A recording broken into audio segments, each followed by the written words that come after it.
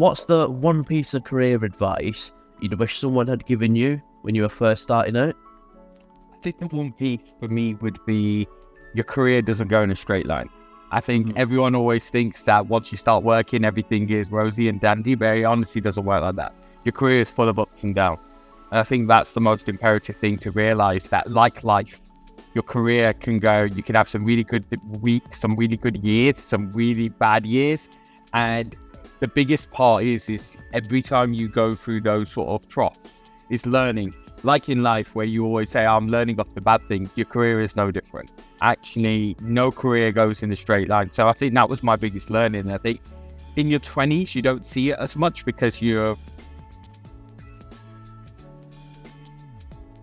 Can you share with us like a pivotal moment in your career journey that's had a significant impact on you?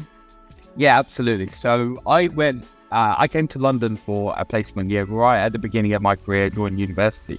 I was studying in Birmingham, and I went back to the Midlands for work after I graduated.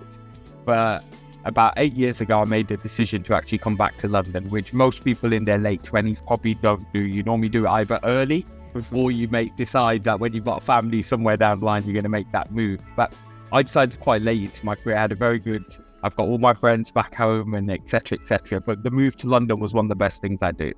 If anything, it opened up many a door. It gave me lots of opportunity that I didn't think was available to me back in the Midlands, where I was originally from.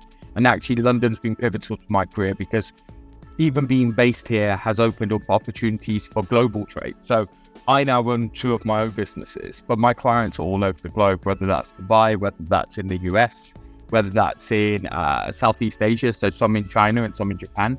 And what I do realize is actually, where they ask you where you're from and you say, I'm based in London, it does make a significant difference. So I would say the most pivotal moment of my career was actually coming back to London, because I was able to open up more opportunity than I originally had. And also the job opportunity that I got at the time really did open up doors. I was able to take on a role that was probably you probably needed more experience to do it than I had at the time.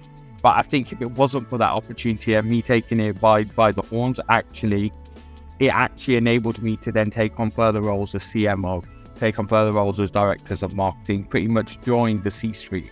And I don't feel I would have been able to do that if I'd continued on where I was back in the Midlands at the time.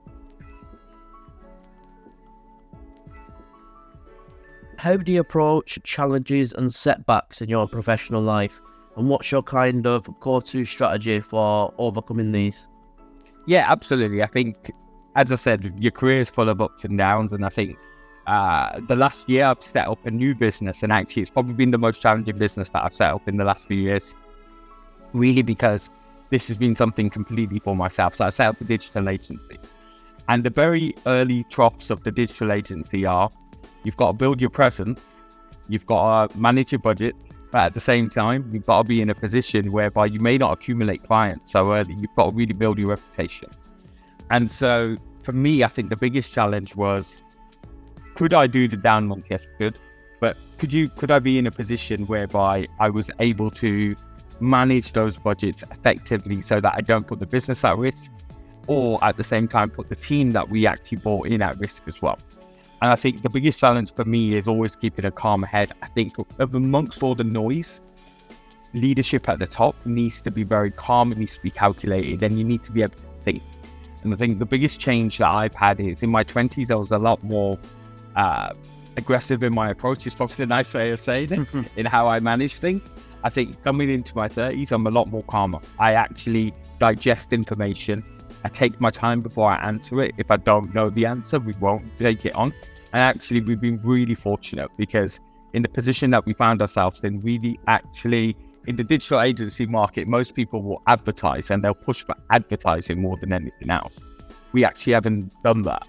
Right now, we still don't have our website up. We only have a holding page. And the reason we did that is that we went down the referral route.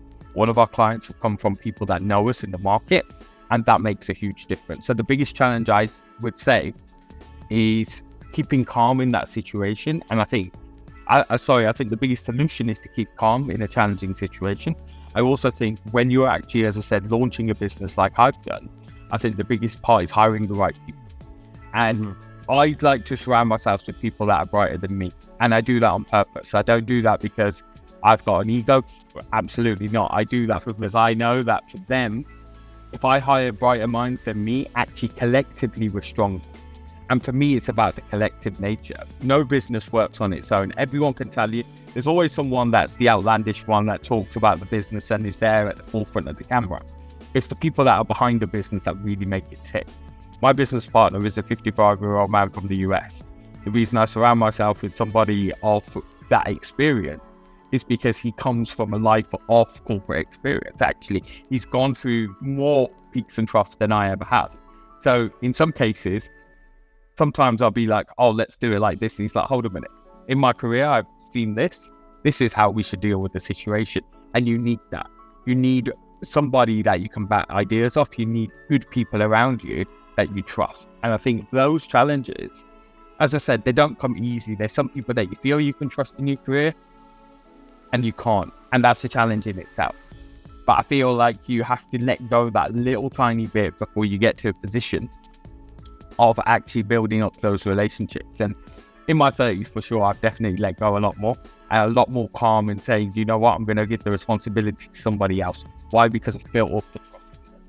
So I think, as I said, the biggest challenge here is to keep calm as much as you can and also to make the right decisions. And you're never going to make 100% of the right decision.